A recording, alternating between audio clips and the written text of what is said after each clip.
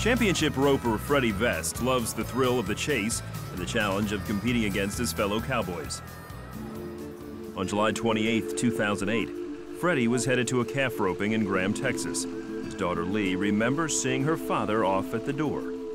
We just hugged for a long time, and I remember turning back to tell him I love him, and it kind of brought tears to my eyes.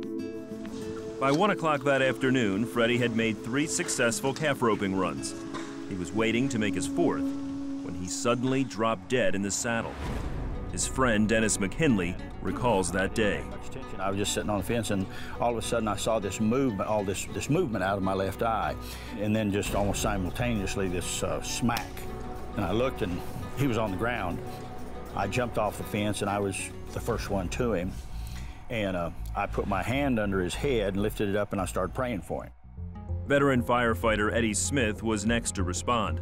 While Eddie began CPR, Dennis called upon everyone present to pray. While I was doing the CPR, I was praying, but I could hear people praying all around me. The Bible says the effectual fervent prayer of a righteous man availeth much. Well, I'm gonna tell you, there was a lot of men, a lot of women that were praying.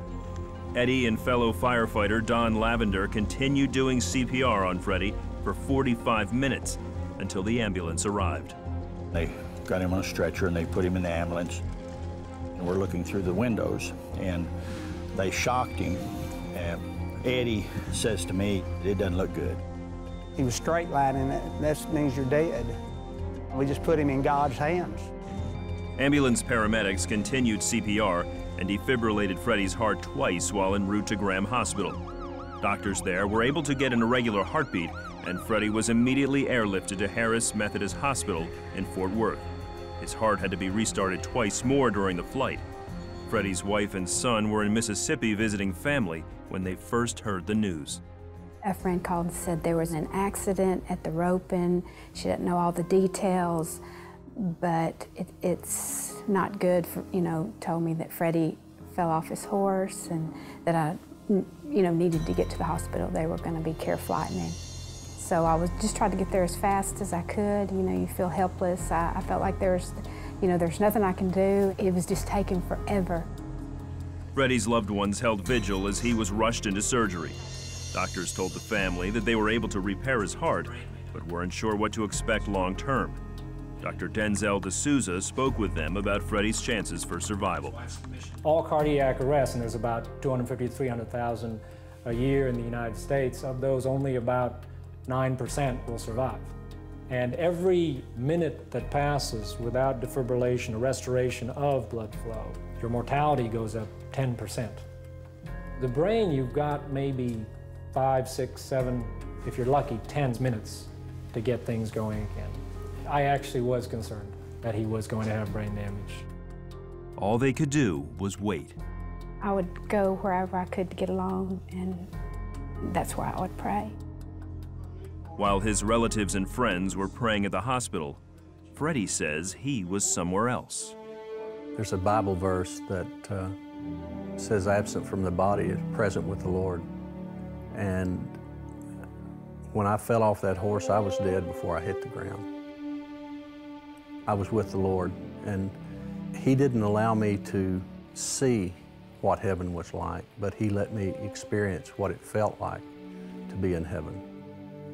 He showed me the love that's there, and there's more love than you can imagine.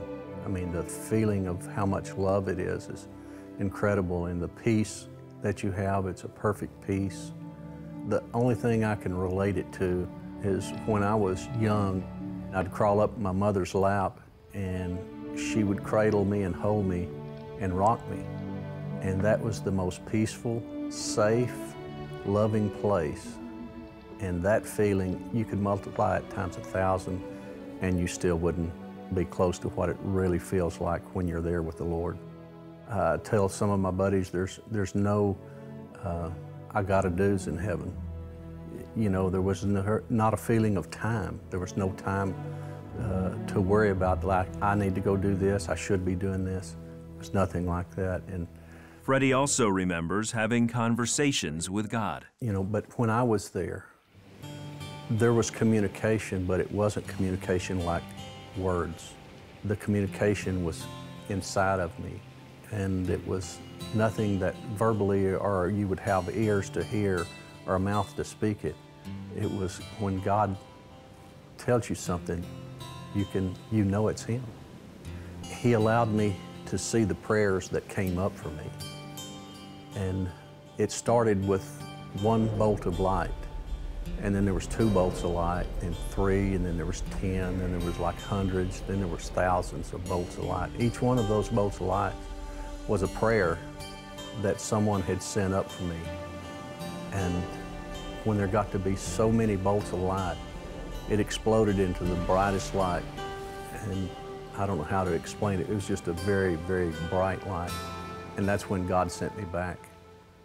And when I came back from that, I was in the hospital bed, and they had my arms tied down. I was on life support. They had a tube down my throat, had an IV in my hand and one in my neck. And when I came to, I tried to struggle and get up. And the nurse there said, "Mr. Vest, you're okay." And I just looked there and I said, "Mm-hmm.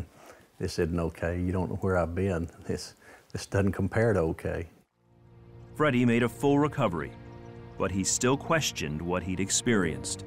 For a while I thought, well, I've got to do something. I've got to make something happen for the Lord. He sent me back for a purpose. I need to go make something happen. That wasn't it. For several months I did that and prayed every morning. Why? And so He took me to Jeremiah and showed me a verse there. And the verse simply says, "You will go to whom I send you to, and you will say what I have you to say." And I'm a simple person, but I understood that. And that's my purpose. I don't try to make things happen now. I wait for the day, and when He takes me to someone, then I say what He has me to say. And that makes it pretty simple. Today, Freddie and his family savor their time together, though Freddie says he still anticipates returning to the place he calls home. Heaven is real. It's a real place. He's a real person, and I look forward to the day that I will get to be there, but I'm not pushing it at this point. At first, when I came back, I was ready to go the next day, you know, but I love my family, I love my kids, I love my wife, and I'll stay as long as He allows me to stay. But when I do go, they don't have to worry about me. Dying is easy, living is hard. There's someone out there that needs to know that heaven is a real place, God is a real person, and when you take that last breath, if you're a Christian, you're going to meet Him.